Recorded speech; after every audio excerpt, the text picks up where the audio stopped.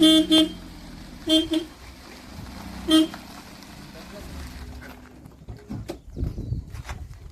ಬಾಗ್ಲೆ ತೆಗ್ದಿಲ್ಲ? ನಾನು ರೋಡ್ ನೋಡ್ಕೊಂಡು ಕರೆಕ್ಟಾಗಿ ಬಂದಿದ್ದೀನಿ. ಓ ತೆಗ್ದಿಯಪ್ಪ ಬಾಗ್ಲು. ಬಂಗಾರಪೇಟೆಯಿಂದ ಬಂದಿದ್ದು ನಾನು. ನೋಡಿ ಒಬ್ಳೆ ಕಾರಲ್ಲಿ ಬಂಗಾರಪೇಟೆಯಿಂದ ಬಂದು 13 ಕಿಲೋಮೀಟ್ರು. ನನಗೇನು ಭಯ ಇಲ್ಲ. ಇಷ್ಟೊತ್ತಿನಲ್ಲಿ ಬರ್ತಾ ಇರೋದು ನೋಡಿ. ಸೂರ್ಯ ಎಷ್ಟು ಚೆನ್ನಾಗಿದ್ದಾನೆ, ಮುಳುಗ್ತಾ ಇದ್ದಾನೆ. ಇಷ್ಟು ಹತ್ತಿರದಲ್ಲಿರೋಂಥ ಬಂಗಾರಪೇಟೆಯಿಂದ 13 ಕಿಲೋಮೀಟರ್ ಇರೋಂಥ ಇಂಥ ಜಾಗ ನನಗೆ ಗೊತ್ತಾಗಿಲ್ವಲ್ರಿ. ಎಲ್ಲರೂ ಕೇಳ್ತಾ ಇದ್ರಿ, ಎಲ್ಲಿ ಹೋಗ್ತೀರಾ ಮೇಡಮ್ ನೀವು, ಎಲ್ಲಿ ಹೋಗ್ತೀರಾ ಅಂತ. ನೋಡಿ ಇಲ್ಲೇ ಬರ್ತಾ ಇರೋದು ನಾನು. ಜೀವ ಸಂಜೀವನ ನ್ಯಾಚುರಲ್ ಲೈಫ್, ಜೀವ ಸಂಜೀವನ, ನನ್ನ ಜೀವನ ಸಂಜೀವನ ಮಾಡ್ಕೊಳ್ಳೋಕ್ಕೆ ನಾನು ಬರ್ತಾ ಇದ್ದೀನಿ. ಬನ್ನಿ ಒಳಗಡೆ ಏನೇನಿದೆ ಹೆಂಗಿದೆ ತೋರಿಸ್ತೀನಿ ಬನ್ನಿ. ಒಳಗಡೆಗೆ ಹೋಗ್ತಾ ಇದ್ದೀನಿ. ತೆಗ್ದಿದ್ದಾರೆ ಗೇಟು, ಸಖತ್ತಾಗಿದೆ. ಗೇಟು ಸಖತ್ತಾಗಿದೆ. ಆರನ್ ಮಾಡಿದ ತಕ್ಷಣ ಗೇಟ್ ತೆಗ್ದು. Thank you. ಬರ್ತಾ ಇದ್ದೀನಿ.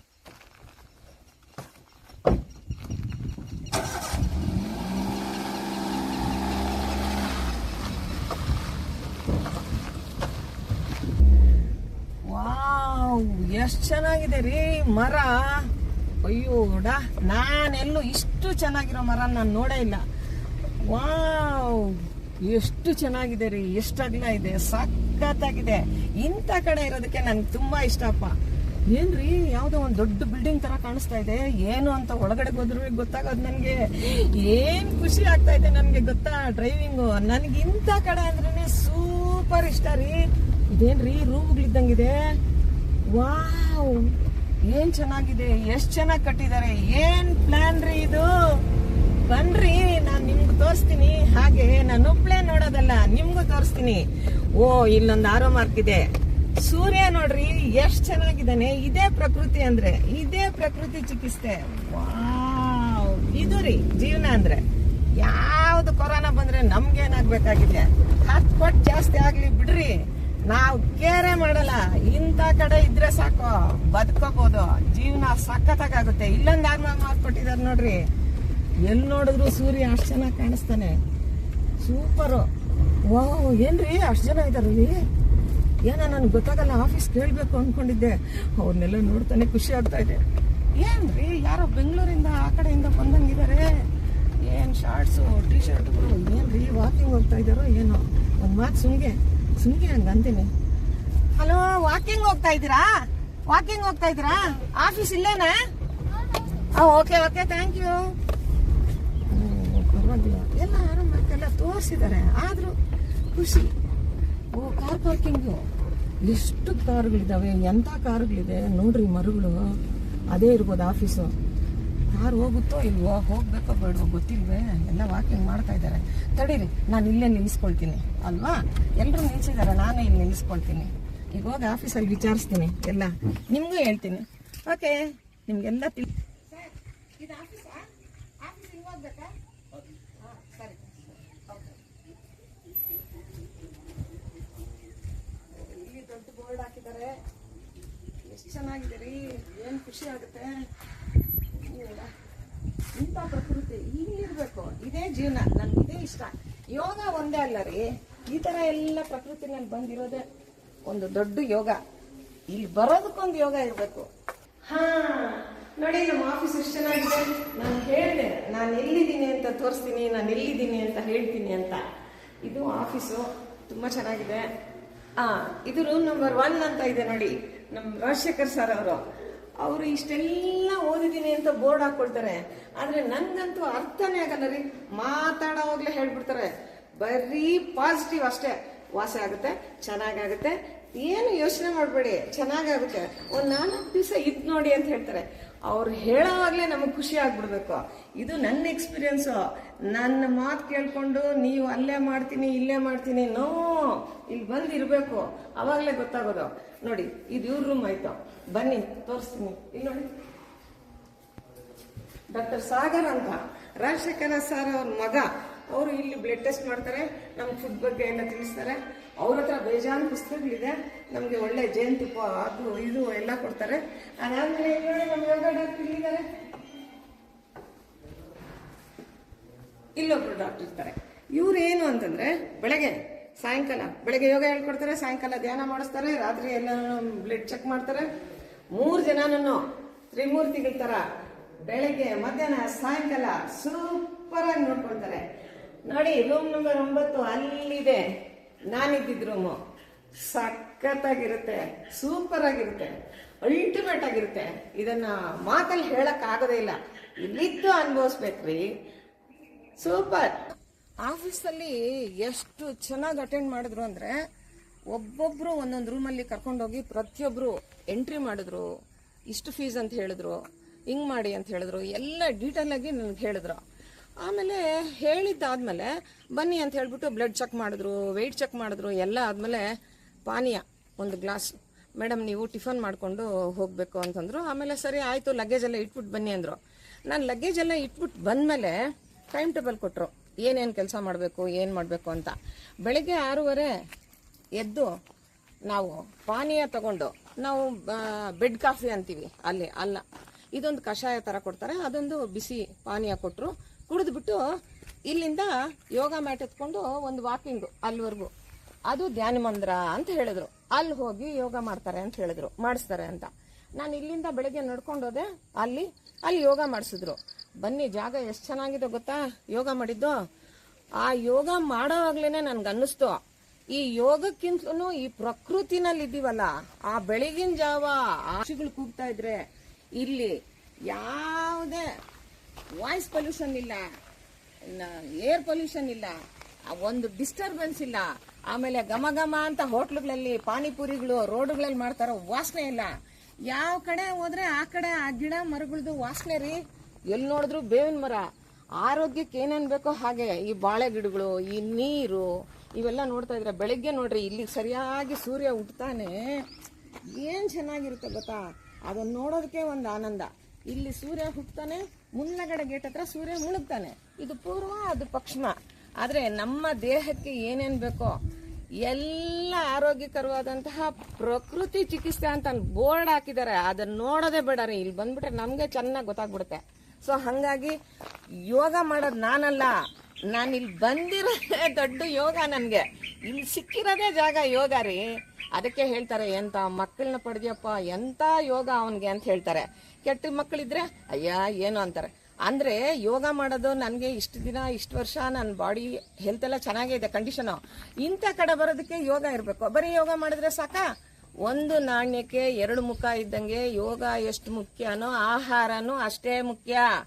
ನಾನೇನ್ ಹೇಳ್ತಾ ಇದ್ದೆ ಇಷ್ಟು ವರ್ಷ, 30 ವರ್ಷದಿಂದ ಇದನ್ನೇ ಹೇಳ್ತಾ ಇದ್ದೆ.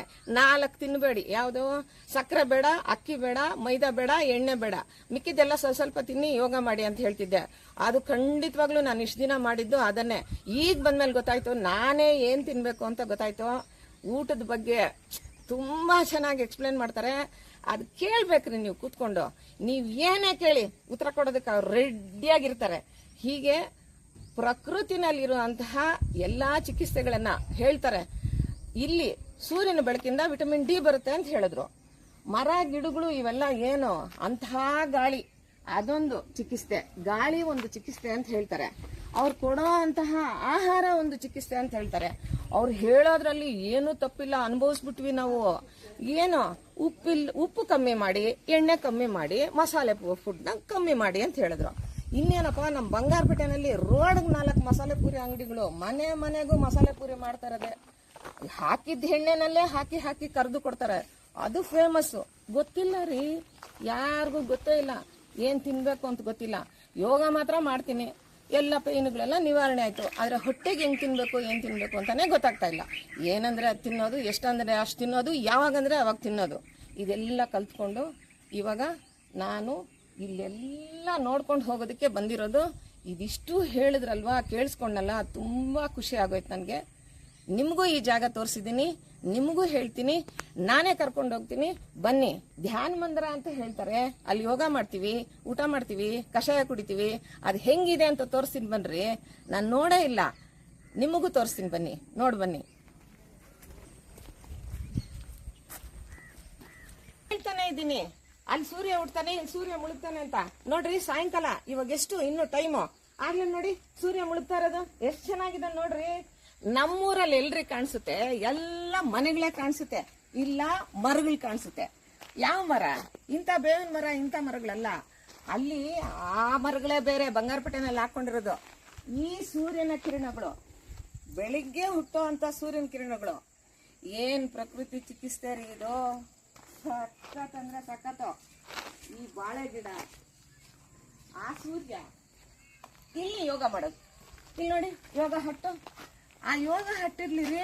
ಈ ಕಲ್ಲುಗಳು ನೋಡಿ, ಒಂದು 50 ಕಲ್ಲು ದೊಡ್ಡ ಮರದ ಕೆಳಗಡೆ ಹಾಕ್ಬಿಟ್ಟವ್ರೆ ನೋಡಿ. ಒಂದು ಕಲ್ ಮೇಲೆ ಒಬ್ರು ಇಬ್ರು ಕುತ್ಕೊಂಡ್ರು 100 ಜನ ಕುತ್ಕೋಬಹುದು. ಆಗಲ್ವಾ? ನೋಡಿ, ಚೇರ್ಗಳು ಹಾಕೊಂಡು ಕುತ್ಕೋತಾರೆ. ಸಖತ್ ಅಂದ್ರೆ ಸಖತ್. ಎಲ್ಲಾ ಕಡೆ ಮರ ಗಿಡಗಳು, ಎಲ್ರೂ ಸಿಗುತ್ತೆ ಇಂಥದ್ದು. ಈ ಖುಷಿಗೆ ನಮ್ಗೆ ಪಕ್ಷಿ ನೋಡ್ರಿ ಕೂಗೋದು.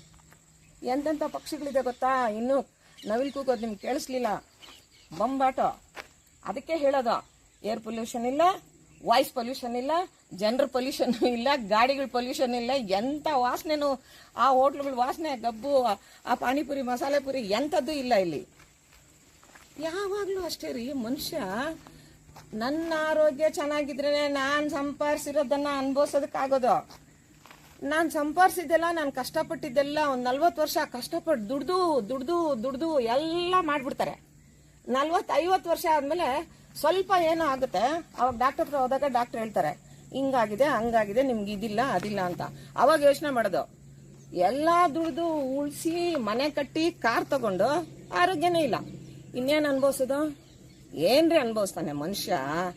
ನಾನ್ ಚೆನ್ನಾಗಿದ್ರೆ ನಾನು ಸಂಪಾದಿಸೋದು ಅನುಭವಿಸೋದು. ಗೌರ್ಮೆಂಟ್ ಅವ್ರು ಪೆನ್ಷನ್ ಕೊಡ್ತಾರೆ ಅಂದ್ರೆ ಆ ಪೆನ್ಷನ್ ಉಪಯೋಗಿಸ್ಕೊಂಡು ಓಡಾಡೋದಕ್ಕೆ ನಾನ್ ಚೆನ್ನಾಗಿರ್ಬೇಕು. ನಾನ್ ಚೆನ್ನಾಗಿರ್ಬೇಕಾದ್ರೆ ನಾನ್ ಸೆಲೆಕ್ಟ್ ಮಾಡ್ಕೊಂಡು ಬರೋದೇ ಇಂಥದ್ದು. ಇಂಥ ಪ್ರಕೃತಿಗೆ ನಾನು ಬರೋದು. ಬರೀ ಯೋಗ ಮಾಡ್ಬಿಟ್ರೆ ಮಾತ್ರ ಬರಲ್ಲ. ಯೋಗ ಮಾಡ್ತಾ ಇದ್ದೆ ನಿಜ. ಆಮೇಲೆ ಅದಕ್ಕೆ ತಕ್ಕಂಗೆ ಊಟ ಮಾಡ್ಬೇಕಾಗಿತ್ತಲ್ಲ. ಏನ್ ಊಟ ಮಾಡ್ಬೇಕು? ಸಖತ್ತಾಗಿ ಮಾಡ್ತಾ ಇದ್ದೆ. ಈಗ ನೋಡಿ, ಇಲ್ಲಿ ಬಂದೆಲ್ಲ ಕಲ್ತ್ಕೊಂಡು ನನ್ನನ್ನು ಕೇಳಿದವ್ರಿಗೆ ಫಸ್ಟ್ ಇಲ್ಲಿ ಹೋಗ್ಬಿಟ್ಟು ಬನ್ನಿ, ಆಮೇಲೆ ಮಾತಾಡ್ತೀನಿ ಅಂತ ಹೇಳ್ತೀನಿ. ಸರಿನಾ? ಯಾವತ್ತೂ ಅಷ್ಟೇ ರೀ.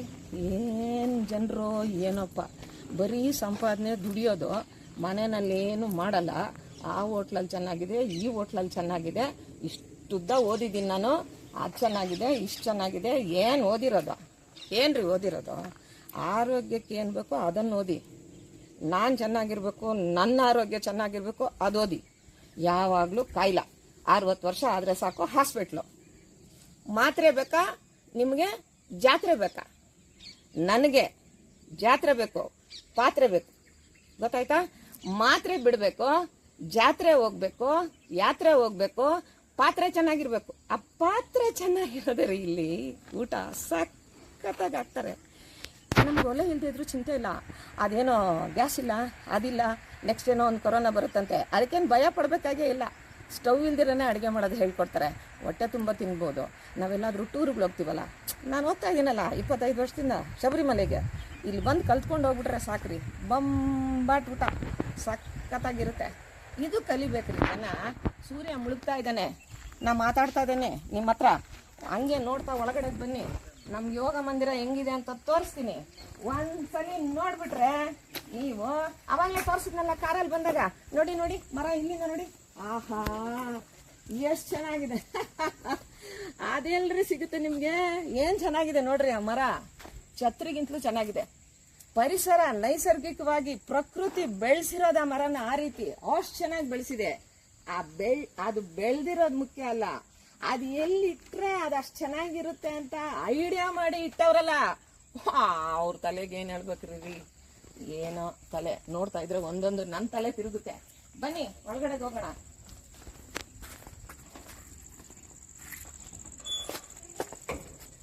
ಮೊಬೈಲ್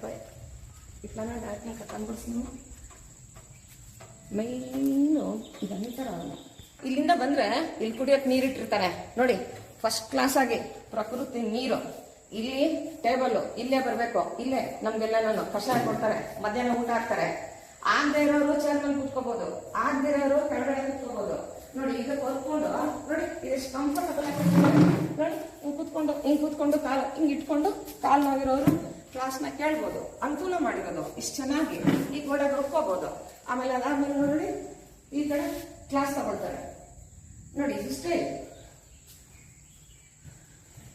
ಇಲ್ಲಿ ಯೋಗ ಮಾಡ್ತಾರೆ, ಇಲ್ಲಿ ಯೋಗ ಹೇಳ್ಕೊಡ್ತಾರೆ. ಇಲ್ಲಿ ಮ್ಯಾಟ್ ಹಾಕೊಂಡು ಇಲ್ಲಿಂದ ಯೋಗ ಹೇಳ್ಕೊಡ್ತಾರೆ. ಏನು ನಾನು ಹೇಳೋದು, ಎಷ್ಟು ದೊಡ್ಡ ಹಾಲಿದೆ ನೋಡ್ರಿ, ಎಷ್ಟು ಜನ ಇರ್ಬೋದು. ನಮ್ಗೆ ರೂಮೇ ಬೇಕೇನ್ರಿ? ರೂಮ್ ಬೇಕಾಗಿಲ್ಲ. ಒಂದು ಕೆಳಗಡೆ ಚಾಪೆ ಹಾಕೊಂಡ, ಒಂದು ತಂದಿರೋ ಬ್ಯಾಗ್ ತಲೆ ಕೆಳಗಡೆ ಇಟ್ಕೊಂಡ, ಒಂದು ಬೆಡ್ಶೀಟ್ ಹಚ್ಕೊಂಡು ಮಲ್ಕೊಂಡ. ಸೊಳ್ಳೆ ಇಲ್ಲ ರೀ. ಹೆಂಗ್ ಮಾಡಿದಾರೆ ಗೊತ್ತಾ? ಮೆಸ್ಸುರಿ ಇದೆಲ್ಲ ಕೆಳಗಡೆ ಗ್ಲಾಸು ನೋಡಿ, ಇದು ಕೆಳಗಡೆ ಗ್ಲಾಸ್, ಮೇಲ್ಗಡೆ ಮೆಸ್ಸು. ಒಂದು ಸೊಳ್ಳೆ ಬರಲ್ಲ. ಎಷ್ಟು ಚೆನ್ನಾಗಿದೆ ರೀ. ವಾ, ಹೇಳ್ತಾ ಇದ್ರೆ ನನಗೆ ಎಕ್ಸೈಟ್ ಆಗ್ತಾ ಇದೆ, ಎಷ್ಟು ಖುಷಿ ಆಗ್ತಾ ಇದೆ. ಇಷ್ಟು ವರ್ಷದಿಂದ ನಾನು ಬರ್ಲಿಲ್ವಲ್ಲ, ಇಷ್ಟು ವರ್ಷದಿಂದ ಮಿಸ್ ಮಾಡ್ಕೊಂಬಿಟ್ನಲ್ಲ ಅಂತ. ಈಗ ನೋಡಿ, ಯಾವಾಗ ಕೆಲಸ ಮಾಡಿ ಬೋರ್ ಆಗುತ್ತೆ, ಯಾವಾಗ ಮನೆಯಲ್ಲಿ ಬೋರ್ ಆಗುತ್ತೆ, ಕಾರ್ ಹತ್ತೋದು ಬರೋದು, 20 ನಿಮಿಷ ಜರ್ನಿ, ಕಾರ್ ಡ್ರೈವ್ ಮಾಡ್ಕೊಂಡ ಬಂದ. ನಮಸ್ಕಾರ ಸರ್ ಅಂದ್ರೆ ಸಾಕು, ನಮ್ಮ ರಾಜಶೇಖರ್ ಸರ್ ಅವ್ರು ಏನ್ ಹೇಳ್ತಾರೆ ಗೊತ್ತಾ? ಊಟ ಮಾಡ್ದೇನಮ್ಮ ಅಂತಾರೆ. ಇಲ್ಲ ಸರ್ ಅನ್ನೋದು. ಅಲ್ಲಿ ತಿಂದಿದ್ರು ಮನೇಲಿ ಇಲ್ಲ ಅಂದ್ಬಿಡ್ಬೇಕು, ಯಾಕಂದ್ರೆ ಇದು ಅಮೃತ, ಈ ಊಟ ಬಿಡ್ಬಾರ್ದು. ಹೋಗಮ್ಮ ಊಟ ಮಾಡ್ಕೊಂಡ್ ಹೋಗು ಅಂದ್ಬಿಟ್ಟು ಚೀಟಿ ಬರ್ಕೊಡ್ತಾರೆ. ಮೇಡಮ್ ಬಂದವ್ರೆ ಏನ್ ಬೇಕು ಅಂತ. ನನಗೆ ರೊಟ್ಟಿ ಸರ್ ಅಂತೀನಿ. ಓ ರೊಟ್ಟಿ, ಅವಲಕ್ಕಿ ಸಖತ್ತಾಗಿರುತ್ತೆ. ಹಿಂಗೆ ಬಂದವ್ರನ್ನ ಯಾರನ್ನೂ ಉಪವಾಸ ಕಳ್ಸಲ್ಲ, ಎಲ್ರಿಗೂ ಊಟ ಹಾಕಿನ ಕಳಿಸ್ತಾರೆ. ಯಾರನ್ನ ಬರ್ಲಿ, ಮಜ್ಜಿಗೆ ಇದೆಯೇನಪ್ಪ, ಕಷಾಯ ಇದೆಯೇನಪ್ಪ, ಟಿಫನ್ ಇದೆಯೇನಪ್ಪ, ಊಟ ಇದೆಯೇನಪ್ಪ, ಅವ್ರು ಯಾವ ಟೈಮ್ ಬಂದ್ರೆ ಆ ಟೈಮ್ಗೆಲ್ಲ ಅದೆಲ್ಲ ಹಾಕಿ ಕಳಿಸ್ತಾರ್ರಿ ಅಂತ ಪುಣ್ಯಾತ್ಮ. ಅದಕ್ಕೆ ಭಗವಂತ ಇಷ್ಟು ಚೆನ್ನಾಗಿಟ್ಟಿರೋದು. ಹೇಳೋದು ಮರ್ತ್ಬಿಟ್ಟೆ, ಇದು ನೋಡೋದಕ್ಕೆ ಇಷ್ಟಿದೆ, 40-45 ಎಕರೆ ಇದೆಯಂತೀರಿ ಇದು. ನಾನೇನೋ ಇಷ್ಟೇ ಆಗ್ಲ ಅನ್ಕೊಂಡೆ, ನಿಮ್ಗೆ ತೋರಿಸ್ತಿರೋದು ಇಷ್ಟೇ ಆಗ್ಲ ಅನ್ಕೋಬೇಡಿ. 40ರಿಂದ 40. ಹಂಗಂತ ಯಾರೋ ಹೇಳಿದ್ರು, ಅಲ್ಲಿ ಹೇಳಿದವರು. ಇಲ್ಲಿ ಬಂದು ಸಾರ್ನೇ ಕೇಳ್ಬಿಟ್ಟೆ, ಸರ್ ಎಷ್ಟು ಎಕರೆ ಇರು? 30 ಎಕರೆ ಇದೆಯಮ್ಮ ಅಂತಂದ್ರು. 30 ಎಕರೆ ಸಾಲ್ದ ಹಂಗಂತಾರ ಅವರು. ಸರಿ, ಯಾರೋ ಹೇಳಿದ್ರು ಸರ್ ನಂಗೆ 40 ಎಕರೆ ಇರ್ಬೋದು ಅಂತ ಹೇಳಿದ್ರು. ಇದು 30 ಎಕರೆ ಇದೆಯಾ? ಓಕೆ ಸರ್ ಅಂತ ಖುಷಿ ಆಯ್ತು. ಇಷ್ಟು ಹೇಳ್ತಾ ಇಷ್ಟು ಮಾತಾಡ್ತಾ ನನಗೂ ನೋಡಿ, ಈ ಏನಾಗುತ್ತೆ ಅಂತಂದ್ರೆ ಸೂರ್ಯನ ಕಿರಣಗಳು ಓಡಾಡೋದು, ವಾಕಿಂಗು ನೋಡಿ, ಹಿಂಗ್ ಬೆವರು ಬರ್ಬೇಕು ಓಡಾಡುವಾಗ. ಬೆವರು ಬಂದಾಗ ನಮ್ಮಲ್ಲಿ ಇರ್ತಕ್ಕಂಥ ಟಾಕ್ಸಿನ್ಸ್ ಎಲ್ಲ ಹೊರಗಡೆ ಬರುತ್ತೆ. ವಾಕಿಂಗ್ ಮಾಡುವಾಗ ಬೆವರು ಬರಬೇಕು, ಯೋಗ ಮಾಡುವಾಗ ಬೆವರು ಬರಬೇಕು, ಆ ಟಾಕ್ಸಿನ್ಸ್ ಹೊರಗಡೆ ಬರೋದಕ್ಕೆ. ಅದಾದ್ಮೇಲೆ ಒಳ್ಳೆ ಸ್ನಾನ, ಹೇಳೋದು ಮರ್ತ್ಬಿಟ್ಟೆ. ಎಂತ ಬಿಸಿ ನೀರು ಬರುತ್ತೆ ಗೊತ್ತಾ ನಿಮ್ಗೆ? ಕುದೀತಾ ಇರುತ್ತೆ ಬಿಸಿ ನೀರು, ನೀವ್ ಎಷ್ಟಾದ್ರೂ ಸ್ನಾನ ಮಾಡ್ಬೋದು. ಇಷ್ಟು ದೊಡ್ಡ ಜಗ್ಗಿರುತ್ತೆ ಬಾತ್ರೂಮ್ ಅಲ್ಲಿ, ಇಷ್ಟು ದೊಡ್ಡ ಜಗ್ಗು ಹಾಕೊಳ್ತಾ ಇರ್ಬೋದು, ಚೆನ್ನಾಗಿ ಮಜ್ವಾಗಿ ಸ್ನಾನ ಮಾಡ್ಬೋದು. ಇದೆಲ್ಲ ಯಾರ್ದುಂಟು ಯಾರಿಗಿಲ್ಲ. ಅದೇನೋ ಹೇಳ್ತಾರೆ ನೋಡು, ಹಂಗೆ ತುಂಬಾನೇ ಅದೃಷ್ಟ ಮಾಡಿರ್ಬೇಕು ಇಂಥ ಜಾಗಕ್ಕೆ ಬರ್ಬೇಕಾದ್ರೆ. ನನಗೇನೋ ಖುಷಿ ಆಯ್ತಪ್ಪ, ನಾನೇನೋ ಬಂದು ಸೆಟ್ಲ್ ಆಗ್ಬಿಟ್ಟಿದ್ದೀನಿ. ನನಗೆ ಅವಾಗ ಬರ್ತಾ ಇರೋದೆ, ಬಂದ ತಕ್ಷಣ ಹೇಳೋದೆ, ಸರ್ ನನಗೆ ಊಟ ಕೊಟ್ಬಿಟ್ಟು ಸಾರ್ ಅಂತೀನಿ ಕೂತ್ಕೊಂಡು ಅಷ್ಟೇ. ತಿನ್ನೋಗಮ್ಮ ಅಂತ ಹೇಳ್ಬಿಟ್ಟು ಕೊಡ್ತಾರೆ. ಊಟ ಮಾಡ್ಕೊಂಡು ಒಂದು ಯೋಗ ನೋಡ್ಕೊಂಡು ಸರ್ ಹತ್ರ ಒಂದು ಕ್ಲಾಸ್ ಕೇಳ್ಕೊಂಡು, ಅದೇ ಅವಾಗಲೇ ತೋರಿಸಿದ್ವಲ್ಲ ಕಲ್ಲುಗಳು, ಅಲ್ಲಿ ಕ್ಲಾಸ್ ಮಾಡ್ತಾರೆ. ಸೊ ಹಂಗಾಗಿ ಇದೆಲ್ಲ ನೋಡ್ಕೊಂಡು ಯಾರ್ಯಾರು ಬಂದಿದ್ದಾರೆ ವಿಚಾರಿಸ್ಕೊಂಡು, ಇದೇ ಲೈಫಿನ ಮೇಲೆ ಏನು, ಇದೇ ನನ್ನ 70 ವರ್ಷದ ಆರೋಗ್ಯದ ಗುಟ್ಟು. ನಿಮಗೂ ಹೇಳ್ತಾ ಇದ್ದೀನಿ, ನನ್ ಜೊತೆ ಯೋಗ ಮಾಡ್ತೀರಾ, ನನ್ ಜೊತೆ ಫುಡ್ ಕೇಳ್ತೀರಾ, ಎಲ್ಲ ಕೇಳ್ತೀರಾ, ಇಂಥ ಕಡೆ ನನ್ ಜೊತೆ ಬನ್ನಿ. ಇದೇ ನನ್ನ ಅನುಭವ, ಇದೇ ನನ್ನ ಆರೋಗ್ಯದ ಗುಟ್ಟು. Thank you. ಸೂಪರ್.